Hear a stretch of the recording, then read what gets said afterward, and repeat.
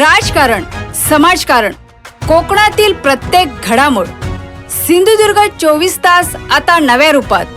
सिंधुदुर्ग संवाद, ताज्या घडामोडींसाठी आताच सबस्क्राइब करा. कोकणातील आंबा आणि काजू उत्पादक शेतकऱ्यांच्या प्रश्नाला अखेर न्याय मिळण्यास सुरुवात झाली आहे. शेतकऱ्यांच्या नुकसान भरपाईच्या मागणीला सभागृहात जोरदार आवाज देण्यात आला आणि शासनाने तातडीने 209.10 कोटी रुपयांच्या मदतीला मंजुरी दिली. मात्र विमा आणि उर्वरित सरकारी मदतीची रक्कम नेमकी कधी मिळणार याबाबतचा प्रश्न अद्याप कायम आहे. याच मुद्द्यावर उद्या पुरवणी मागण्यांदरम्यान सरकारला जाब विचारला जाणार आहे. महायुती सरकारचं मनापासून कौतुक करतो, आभार मानतो. अनेक वर्षांपासूनची ही मागणी आहे. 2013 नंतर कोकणाला एवढा मोठा निधी आंबा आणि काजू शेतकऱ्यांना मिळाला. आमची मागणी तीच होती की कोकणातला शेतकरी कधीच काय मागत नाही आणि त्यातल्या त्यात आंबा आणि काजू शेतकरी काहीच मागत नाही. त्यांच्या मागणीला आवाज नव्हता आणि म्हणून जे काय मी सभागृहामध्ये मांडू शकलो ते मी त्यांची बाजू घेतली आणि सरकारचं मनाचं मोठेपण की सरकारने पण तात्काळ लगेच त्याला मान्यता दिली. ही जी रक्कम आली आहे ह्याच्यानंतर विम्याची रक्कम येणार आहे. स्वतः कृषी मंत्री आणि मी भेटलो माझं भाषण झाल्यानंतर आणि त्या भाषणानंतर त्यांनी मला आश्वासन दिलेलं आहे की विम्याची रक्कम येईल आणि त्यानंतर अजून जे काही सरकारला मदत करायची आहे, कारण का नुकसान मोठं झालं आहे. अनेक वर्षांपासून कोकण काही मागत नाही, आंबा काजू बागायतदार काही मागत नाही, तर अजून मदत किती आम्ही करू शकतो ती ॲडेड रक्कम पण आम्ही नंतर ह्या रकमेला जोडणार आहे. तर उद्या पुरवणी मागण्यांचा दिवस आहे आणि कृषी हा विषय पुरवणी मागण्याचा एक विभाग आहे. तर उद्या माझ्या भाषणामध्ये मी परत सरकारला विचारणार आहे की नेमके ते पैसे कधी येतील आणि विम्याची रक्कम कधी येईल. पण मी सरकारचा मनापासून आभार मानतो की सरकारने एका आमदाराची दखल घेतली आणि लगेच 12 तासाच्या आत निकाल दिला आणि कोकणाला न्याय दिला. त्याबद्दल मी सरकारचे मनापासून आभार मानतो. महाविकास आघाडी टिकावी असं वाटत असेल तर सगळ्यांनी जबाबदारी असेल, स्थानिक पातळीवर समन्वय असला पाहिजे असं उद्धव ठाकरे म्हणतात. आता उशीर झाला ना साहेब, आता उशीर झाला. समन्वय कधी ठेवायचा असतो, कधी कोणाला भेटायचं असतं, किती भेटायचं असतं. जर तुम्ही भेटलातच नाही आणि समन्वयच ठेवला नाही तर समन्वय ठेवायची गरज पडते. जर अगोदर समन्वय ठेवला असता, स्वतःचा पक्ष टिकवला असता. आता काँग्रेसलाच असं वाटायला लागलं आहे की आम्हाला आता उभाटाची गरज नाही, म्हणून आता असं वाटतंय उद्धव साहेबांना की आता समन्वय ठेवला पाहिजे, कारण का आता पक्ष झाला आहे त्यांचा 0 आणि आता काँग्रेस ठरवणार त्यांना राहायचं आहे की नाही उद्धव साहेबांबरोबर. अशी परिस्थिती वाईट वाटतं पण ती वस्तुस्थिती आहे. उद्धव साहेबांवर हे दिवस आले कारण का अगोदर समन्वय आणि अगोदर आपली ताकद टिकून ठेवली असती तर नंतर सांगायची गरज पडत नाही की समन्वय आता ठेवला पाहिजे.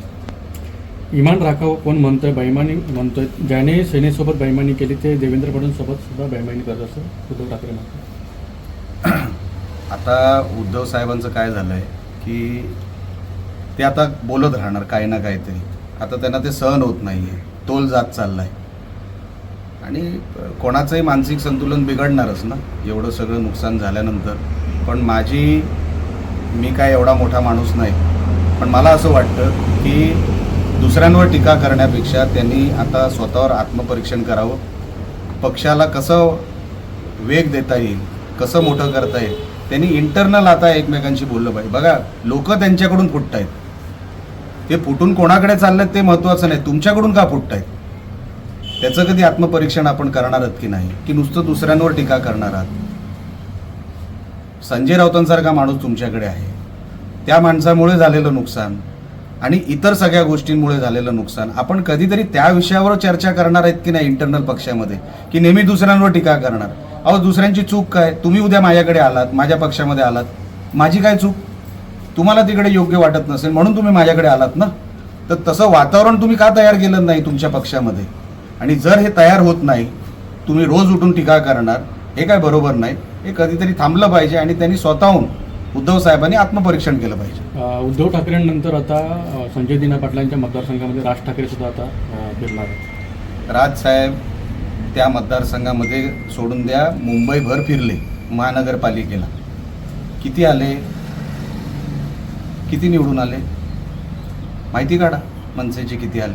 मी काय सांगणार नाही. मी राजसाहेबांचा आदर करणारा व्यक्ती आहे, मी त्यांना खूप मानतो. पण राजसाहेबांनी आता फिरून काही उपयोग होणार नाही. BMCच्या निकालामध्ये प्रत्येक पक्षाला आपलं स्थान कळलेलं आहे, तसं मनसेलाही कळलेलं आहे. म्हणून आता फिरून काय उपयोग नाही.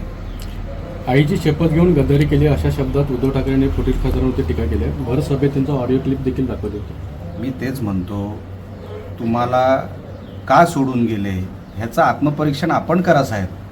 दुसऱ्यांवर ढकलू नका, हे दुसऱ्यांची चूक नाही.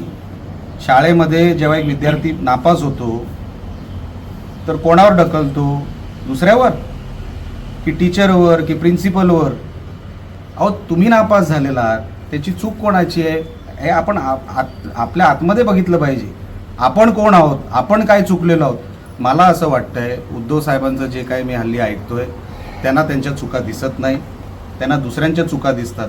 आता नापास उभाटा झालेली आहे, त्याचा जबाबदार हा दुसरा कसा होतो हे आजपर्यंत गणित मला कळलेलं नाही. राहुल गांधी सर म्हणतात नीट परीक्षा TAT परीक्षा पेपर फुटी संदर्भात भिवंडीतून तो पेपर फुटला, पेपर लीक नाही तर युवकांच्या भविष्याची चोरी झाली असं म्हणतात. तर देशाच्या शिक्षण व्यवस्थेला वसूल सिस्टीम बनवलं आहे राहुल गांधी.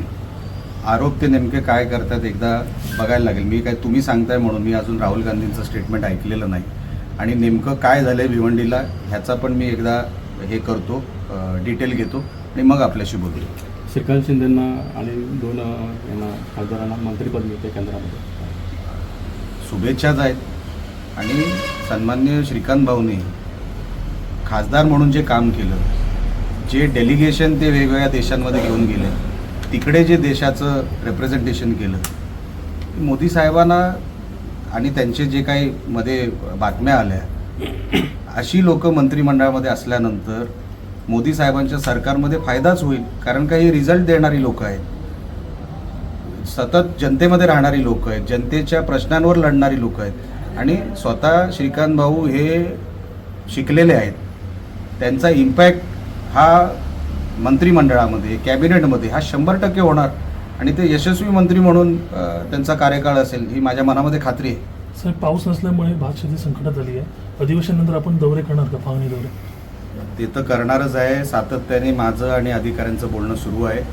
आत्ता पण 2 आठवडे अधिवेशन आता राहणार आहे, म्हणजे 2 आठवडे अजून आहे अधिवेशन. त्या काळामध्ये पण आपण काय सरकारकडे मागता येईल. उद्याच कृषी विभागावर चर्चा आहे, मी सगळी डिटेल घेतोय. जेवढ्या जोरात आपण आंबा काजू ह्या विषयावर भांडलो किंवा बोललो, तसंच भात शेतकऱ्यांसाठी पण आपण सरकारकडे मागणी करणार आहोत, आणि अधिकाऱ्यांशी माझं बोलणं सुरू आहे. साहेब, एक व्हिडिओ व्हायरल होतोय राजेश्री सरकारचा, 40 लाखाची खंडणी मागितली. बघा, हल्ली व्हिडिओ खूप व्हायरल होतात. ते AI जनरेटेड आहे किंवा एडिटेड आहे हे अगोदर तपासलं पाहिजे. आता किती रोज व्हिडिओ येतात, उद्या कोणाचेही व्हिडिओ येत आहेत. हल्ली काय त्याला काय मान मर्यादा काय राहिलेलं नाही. म्हणून तो व्हिडिओ ऑथेंटिक आहे का नाही एकदा तपासावं लागेल. सिंधुदुर्ग 24 तास आता नव्या रूपात. सिंधुदुर्ग संवाद ताज्या घडामोडींसाठी आताच सबस्क्राईब करा.